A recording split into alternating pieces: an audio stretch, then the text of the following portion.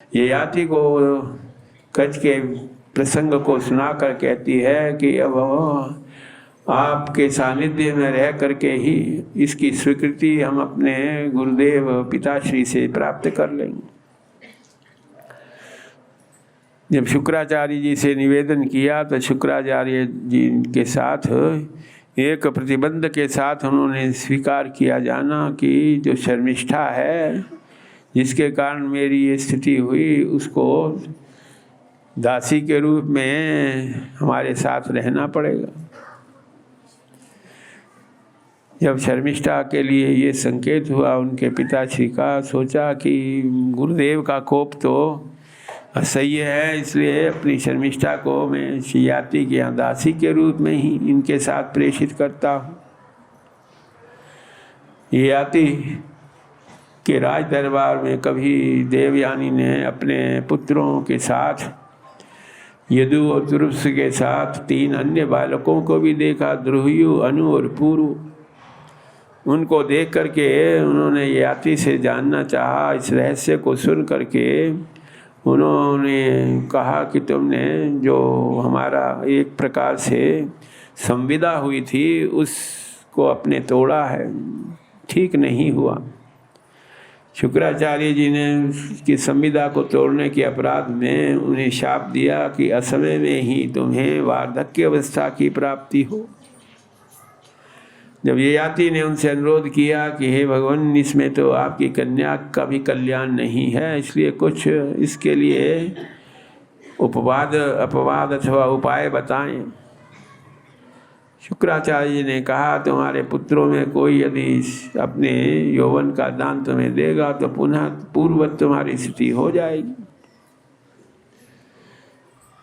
पुरु जो सबसे छोटे बालक थे उन्होंने ही कहा कि जो बिना किसी आज्ञा के ही अपने पिताश्री का संकेत समझ करके उनकी दृष्टि को देख करके ही समझ लेता है तो वो श्रेष्ठ है। उत्तम चिंतितम कुर्यात्। निरंतर रहते रहते किस प्रकार हमारे पिताश्री की चिंता है ये समझ करके जो आदेश का पालन करता है वो उत्तम है। इस प्रकार पुरु के यौवन दान देने से उनका ये संसार का भाव उसी तरह चलता रहा, परंतु संसार में जो कुछ भी है नाशमान है। ना द्रुह्यन्ति मना वृद्धिं गोमांगा सतज। जो परम लाभ है जीवन का इन संसार के अनित्य पदार्थों में प्रवृत्त होने में नहीं रहता। संसार के अनित्य पदार्थ जब अपना कल्याण नहीं कर सकते, अपनी स्थिति उनकी शाश्वत नहीं है, तो दूसरों को क्या आनंद अथवा रस की प्रतीति कराएंगे। ऐसा सोच करके सभी प्रकार की आसक्तियों का परित्याग करके देवयानी और ययाति भगवान लीला पुरुषोत्तम श्री कृष्ण में मन लगा करके उन्हें अपने जीवन की जो भाव की साधना है, रस की साधना है, उसको पूर्ण किया। इसी पुरु के वंश में दुष्यंत भी हुए। दुष्यंत जो किसी समय कण्व के आश्रम में जा करके मेनका और विश्वामित्र से होने वाली शकुंतला के दर्शन करते हैं तो उनको दर्शन करके उन्हें लगता है कहाँ सुकोमल शरीर, कहाँ इस प्रकार सौंदर्य माधुर्य से युक्त, और यहाँ कण्व के आश्रम में ये पेड़ पौधों को जल से सींच रही है। मुग्ध होकर के, मंत्रमुग्ध होकर के उसने दुष्यंत ने प्रस्ताव रखा, हमारा जो मन है कभी भी अधर्म का आचरण नहीं किया इसने, इसलिए जो हमारे आंतरिक प्रेरणा है उसके अनुसार आप हमें स्वीकार करो, हमारे राज्य में आपका राज्य लक्ष्मी के रूप में प्रतिष्ठा प्राप्त हो। महर्षि कर्ण के अनुमोदन से उसने उनके प्रस्ताव को स्वीकार किया। जब कुछ शिष्यों के साथ कण्व ऋषि ने उनको दुष्यंत के राज्य में भेजा तो दुर्वासा के शाप के कारण वो भूल गए थे दुष्यंत की मैंने इस प्रकार सांत्वना दी है, आश्वासन दिया है। आकाशवाणी हुई कि हे दुष्यंत, जो शकुंतला कहती है वो ठीक ही है, इससे दिव्य तुम्हें पुत्र रत्न की प्राप्ति होगी, जिसके कारण इस भूभाग का नाम भरत होगा। दुष्यंत भरत को ही प्रजा पालन का कार्य दे करके स्वयं संसार के भाव से मुक्त हो करके परम तत्व श्री कृष्ण तत्व में आसक्त हो। चंद्रवंशी राजाओं में ऐसे भी राजा हैं जिनका ध्यान ही अपनी प्रजा के पालन में, अपना ध्यान ही, कोई भी हमारे राज्य में दुखी ना हो, आदि व्याधि से युक्त न हो। ऐसे राजाओं में श्रेष्ठ रंती देव थे। रंती देव से ही यशाया मूत्र चगीयते। किसी समय उन्होंने देखा कि जो तीनों देवता हैं, ब्रह्मा विष्णु महेश, उनको ये देख करके क्षोभ हो रहा है कि हमारे धराधाम में ऐसी स्थिति बहुत कम देखने में आती है कि सभी सुखी रहें, सभी माई गुणों से रहित रहें, सभी परमानंद की प्राप्ति करने में विलंब रहें। जब किसी प्रकार का अभाव नहीं है तो अभाव के जगत से ही हम भाव के जगत में प्रवेश करते हैं, भाव के जगत से ही हम स्वरूप शक्ति के जगत में प्रवेश करते हैं, यानी भगवान की नित्य लीला में प्रवेश करते हैं। जब रंती देव ने देखा कि अब कुछ समय के लिए व्यवस्था है, कुछ ऐसी प्रतिकूल स्थिति हो रही है वर्षा ना होने से, जो संग्रहित अन्न आदि हैं वो तो 5-6 महीने तक तो चलेगा, ऐसा सोच करके वो तप करने के लिए अपनी पत्नी और बालक के साथ एकांत में लीला विहार क्षेत्र में साधना करते हैं कि हमसे कौन सा ऐसा अपराध हुआ भगवान, जो हमारा नियम था, हमारी संवेदना थी, प्रजा में किसी प्रकार की आदि व्याधि ने उसमें ये व्यवधान कैसे प्राप्त हो रहा है। 48 दिन जब बीत गए तो कोई दिव्य कन्या शक्ति स्वरूपा नाना प्रकार के व्यंजनों की थाली लेकर के प्रस्तुत हुई। कहा, हे रंती देव, तुम भी क्षुधातुर हो, तुम्हारी पत्नी और बालक भी क्षुधा से युक्त है, ना तुम्हें जल ग्रहण हो रहा इतने दिनों तक, इतनी तुम्हें प्रजा की चिंता है, अब आप प्रसाद ग्रहण करो। उसी समय कोई ब्राह्मण आकर के अतिथि के रूप में भोग तो काम आए चागमन। रंती देव ने कहा, तुम्हारे भाग्य से ही आज ये भोजन 48 दिन बाद आया, ग्रहण करो। आशीर्वाद दे करके वो गया। बाकी कुछ बचा हुआ भोजन ग्रहण करने लगे तो उस समय कोई शूद्र आकर के अपने कुत्तों के साथ कहने लगे, राजन में दिए तावन्नम सगणाय भूक्षते। उसको भी तृप्त करने के बाद जब अवशिष्ट केवल जल मात्र था तो कोई चांडाल आकर कहने लगा, पानी मात्र उच्छेषम, मैं क्षुधा पिपासा से युक्त हूँ, जल ही दे दो। जब उसको भी जल दे करके मन में संकल्प करने लगे, न काम ये गतिमीश्वरात, हमें राज्य के किसी ऐश्वर्य की प्राप्ति नहीं चाहिए, हमारे राज्य में सभी सुखी हों, सभी आदि व्याधि से रहित हों, हे भगवान ऐसी कृपा करें। उनको इस प्रकार जाते देख करके अपने लिए न भोजन और जल ग्रहण किया उन्होंने। तीनों देवता ब्रह्मा विष्णु महेश आकर कहने लगे, हे रंती देव, तुम्हारी निष्ठा को धन्य है, ये तुम्हारी परीक्षा के लिए हमें इतने समय से वर्षा नहीं की।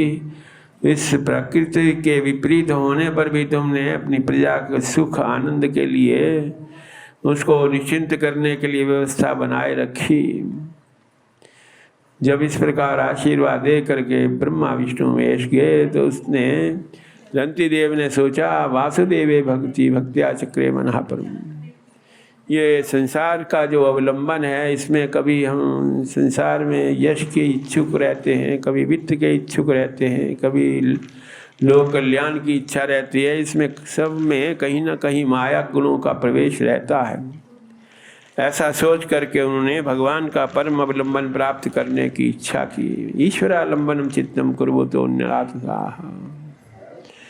जब भगवान का ही परम लंबन दिखता है तो लोक कल्याण की जो वासना है वो भी आविद्यक क्षेत्र में है, माया के क्षेत्र में है। इससे हम माया के राज्य से निवृत्त नहीं होते।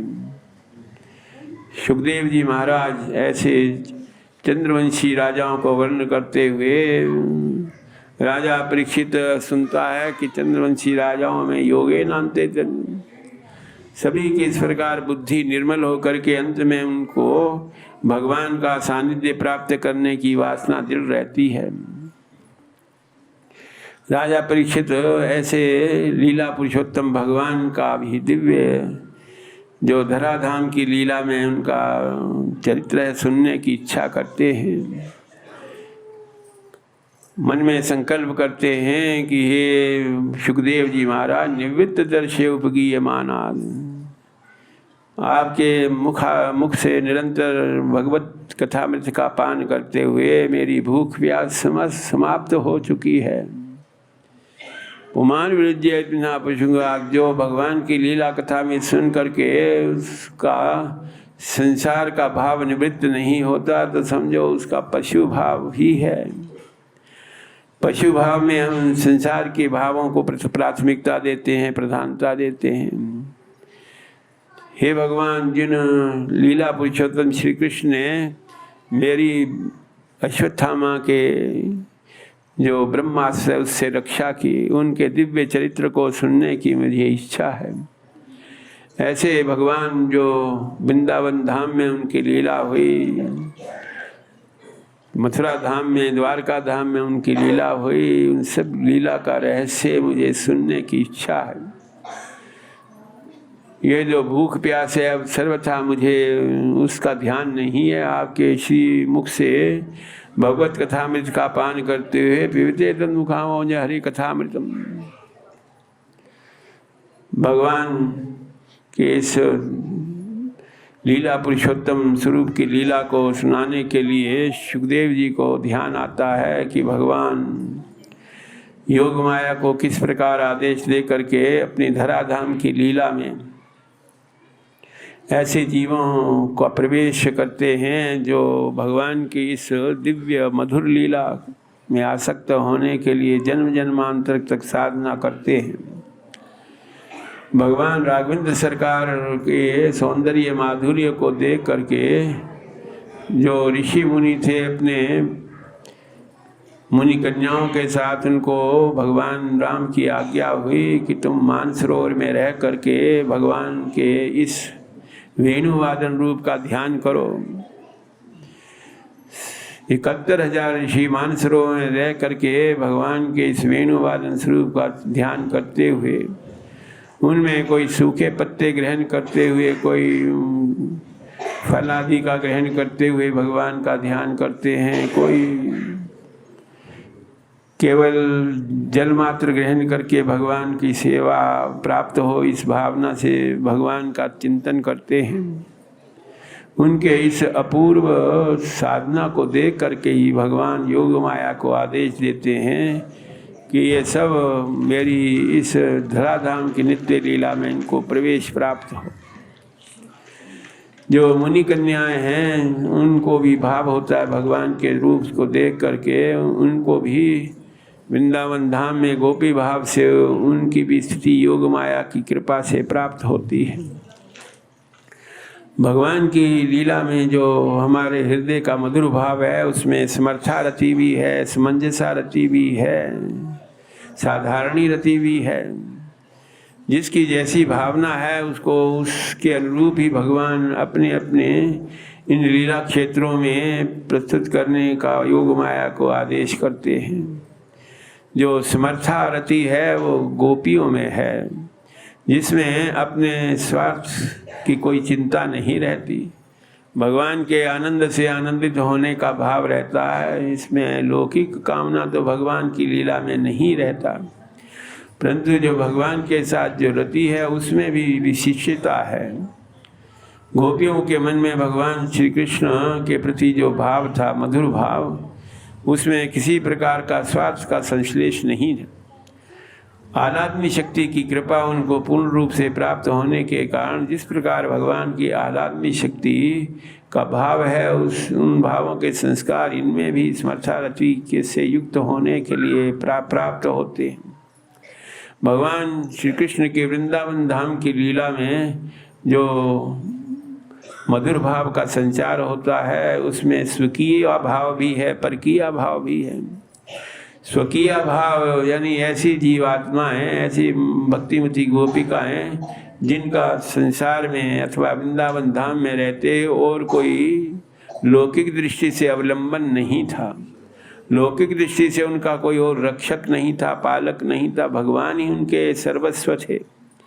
ऐसी जो भक्तिमती गोपिकाएं हैं वो स्वकीय कोटि की गोपिकाएं हैं, भगवान में उनका पूर्ण समर्पण होता है। परंतु कुछ ऐसी भी गोपिकाएं हैं जो परकीय कोटि की गोपिकाएं, यानी वृंदावन धाम में उनके आश्रित जीव हैं, उनके स्वजन हैं, उनके परिजन हैं, उनका अवलंबन को यद्यपि लौकिक दृष्टि से तो नहीं है, परंतु फिर भी वो अपने हृदय में भगवान के प्रति इतना समर्पण भाव रखती हैं कि वो परकीय होते हुए भी निरंतर भगवान के उत्कट प्रेम से युक्त रहती हैं।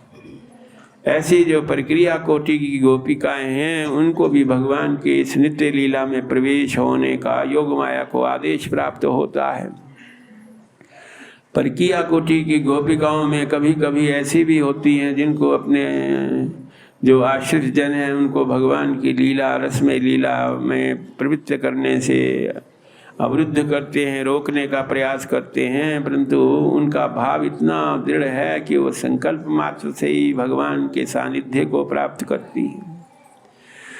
भगवान की इस नित्य लीला में जो धराधाम की लीला है उसमें समंजसा रति की भी जीवात्माएं हैं। समंजसा रति में समर्था रति की तरह, गोपिकाओं की तरह उनमें वो भाव नहीं होता।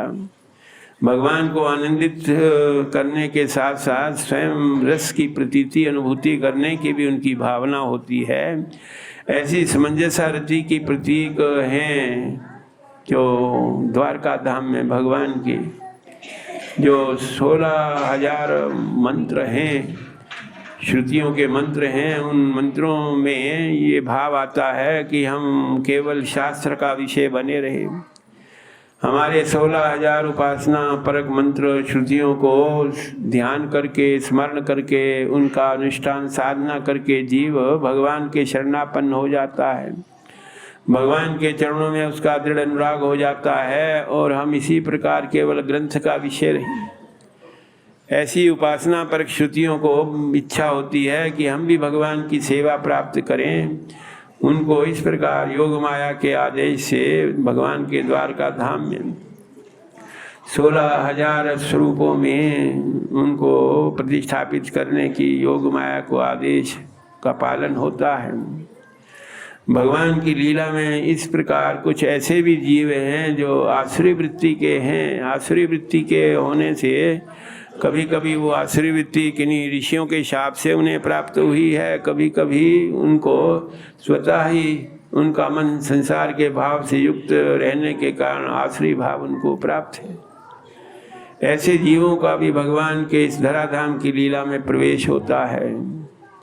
कुछ ऐसे भी जीव हैं जो भगवान की लीला में प्रवेश करते हैं, जिनको महापुरुषों का शाप प्राप्त हुआ तो वो भगवान के इस नित्य लीला में सम्मिलित होने के लिए कोई पशु रूप में, कोई पक्षी के रूप में, कोई सर्प के रूप में, इसी प्रकार कुछ ऐसे भी भगवान की लीला में हैं जो जड़ प्रकृति के होते हुए भी भगवान के उस स्वरूप में, उनकी इस नित्य लीला में, धराधाम की लीला में प्रवेश करते हैं।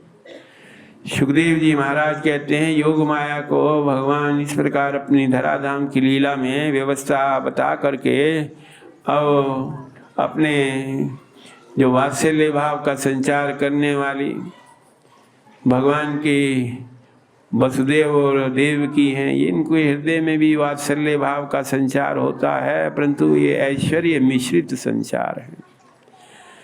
यशोदा और नंद जी का जो भगवान के प्रति वात्सल्य भाव है उसमें ऐश्वर्य का मिश्रण नहीं है, विशुद्ध वात्सल्य भाव है। परंतु भगवान का प्रादुर्भाव वसुदेव और देवकी का आपस में संबंध हुआ और बड़े हर्ष से कंस अपने जो वसुदेव जी हैं उनको देवकी के साथ रथ में लिए जा रहा है। उस रथ में जाते हुए आकाशवाणी हुई कि जिसको बड़े प्रेम से तुम लिए जा रहे हो कंस, इनके 8वें बालक तुम्हारा संहार होगा उन्हीं के हाथों। कंस ने वसुदेव जी को सुनाते हुए कहा, सुना आपने आकाशवाणी के अनुसार देवकी के 8वें पुत्र से मुझे मृत्यु का भय है। सुना करके उसने देवकी को रथ से केश पकड़ करके धरती पर पटका और जैसे ही तलवार का प्रहार करके उसको प्राणांत करने जा रहे थे, वसुदेव जी ने उनको समझाते हुए कहा कि हे कंस, मृत्युम जन्मताम वीर देह न सह जायते। मृत्यु तो देह के साथ ही जुड़ी रहती है। देह है तो मृत्यु भी अवश्यंभावी होगी। तुम देवकी का नाश करके उनके प्राणांत करके मृत्यु से रहित नहीं हो पाओगे। इसलिए ये जो तुम्हारी धारणा है, इसको तुम्हें अपने हृदय में विशेष स्थान नहीं देना चाहिए। संसार में रहकर कारण ही तुम किसी से द्रोह करो, इससे तुम्हारी आत्मा का कल्याण नहीं होता, गति नहीं होती। और फिर ये छोटी बहन है तुम्हारी, और अवसर भी देखो, पानी ग्रहण करके अपने वसुदेव के यहाँ जा रही है और तुम इसका हत्या करोगे, क्या तुम्हारा संसार में यश होगा? जब किसी तरह साम दाम दंड भेद से मानने को तैयार नहीं हुआ कंस, तो वसुदेव जी ने दूसरा उपाय सोचा। कहा कि इस देवकी से तो तुम्हें भय नहीं है, होने वाली संतान से भय है, तो मैं समस्त होने वाली जो संतान है तुम्हें अर्पित कर दिया करूँगा। जैसे तैसे कंस ने ये निश्चय कर लिया कि अब जब ये स्वयं ही सत्य प्रतिज्ञा है, सत्य वचन देते हैं हमें, तो इनकी देवकी को संहार नहीं करना चाहिए। प्रथम बालक जब हुआ तो उसको समर्पण करने के लिए कंस के यहाँ पधारे। कंस ने कहा, इससे तो हमें भय नहीं है वसुदेव जी, इसको आप ले जा सकते हो। परंतु जब जाते हुए देखा नारद जी ने जा करके कंस को कहा कि तुम समझ नहीं रहे हो, वृंदावन धाम में ब्रजमंडल में जितने भी हैं सभी देवता प्राय हैं, सभी भगवान के अनंत शक्तियों के रूप में उनका प्रादुर्भाव होता है, इसलिए तुमने बड़ी आसानी से छोड़ दिया। बुलाया वसुदेव और देवकी को, उनको कारागार में डाल दिया और इस प्रकार एक एक करके 6 बालकों की हत्या की। 7वें बालक का प्रादुर्भाव होने पर भगवान ने योग माया को आदेश दिया, गच्छ देवी ब्रजमभद्रे गोप गोपीलंकृतम। जो भगवान संकर्षण का अवतार हैं बलराम जी, इनको रोहिणी के यहाँ स्थापित कर दो, जिसके कारण तुम्हें कोई दुर्गा देवी के रूप में, कोई वैष्णो देवी के रूप में, कोई चंडिका देवी के रूप में, कोई कन्याकुमारी के रूप में स्मरण करता रहेगा। उस कार्य को संपन्न होने पर प्रचार हुआ कि जो 7वां गर्भ है नष्ट हो गया। अब विशेष रूप से सतर्क करते हैं कंस अपने द्वारपालों को। हासीना संविशन तस्मिन भुंजाना प्रिय, इतना उसको भय बना है भगवान से कि सभी अवस्थाओं में वो भय से युक्त होकर के भगवान का चिंतन करता रहता। चिंतयान और ऋषिकेशम, चिंता करते करते भय से ही वो भगवानमय वासुदेवमय जगत को देखता। भगवान के आने के अवसर में ब्रह्मा, शिव, ऋषि मुनि, नारद आदि भगवान की स्तुति करने के लिए प्रस्तुत होते हैं। हे भगवान, आप सत्य स्वरूप हो, तीनों कालों में आपकी स्थिति है। सत्यात्मकम त्वाम शरणम प्रपन्ना, हम आपकी शरण में हैं। हे भगवान, आपके इस धराधाम की लीला के आस्वादन को करते हुए, लीला कथामृत का पान करते हुए जीव आपके श्री चरणों में राग रखते हुए अपना कल्याण करेंगे। भवसागर पार करने की उनको चिंता नहीं रहेगी। हे भगवान, यद्यपि आप विशुद्ध सत्य से प्राप्त होते हैं, परंतु आपकी इस नित्य लीला में कुछ ऐसी आसुरी शक्तियों को, जड़ शक्तियों का भी उद्धार करेंगे आप। आपके अनेक अवतार हैं, अवतार असंख्य अवतार हैं, परंतु ये अवतारों का भी अवतार है स्वयं भगवान। इस रूप में अवतरित होकर के धराधाम में आपकी लीला से सभी जीव कृतार्थ होंगे। काल ने सोचा कि भगवान हमारे धराधाम की लीला में प्रवेश कर रहे हैं, तो हमें जो कंस के कारण सब यज्ञ याग आदि लुप्त हो चुके थे, जो शुभ कर्म लुप्त हो चुके थे, वेदों की शास्त्रों की मर्यादा लुप्त हो जा, भगवान आकर के क्या देखेंगे, ऐसे सोच करके उसने रात्रि होते हुए भी नाना प्रकार के वैदिक मंत्रों के द्वारा यज्ञ याग आदि करने की प्रेरणा दी द्विजों को। भगवान के आते हैं तो उसमें जो पृथ्वी, जल, तेज, वायु, आकाश, ये सब भगवान के आने की खुशी में अपना इस प्रकार रूप प्रस्तुत करते हैं जिससे भगवान को आनंद हो। सिद्धचारण गंधर्व विद्याधर अपने अपने मधुर गान करके भगवान के आने की खुशी में उनका अभिनंदन करते हैं। भगवान वेणुवादन करके सभी को आनंदित अपने स्वरूप में आसक्त करेंगे, सोच करके मेघ भी मंद मंद भगवान के अभिनंदन करते हुए, उनको गर्जन करते हुए अभिवादन करते हैं। ऐसे मध्य रात्रि में भगवान, उनको पूर्व काल में भी भगवान के इस रूप की सेवा प्राप्त हुई थी, ये दिखाने के लिए भगवान शंख चक्र गदा पद्म धारण करने हुए बाल रूप में उनको दर्शन देते हैं।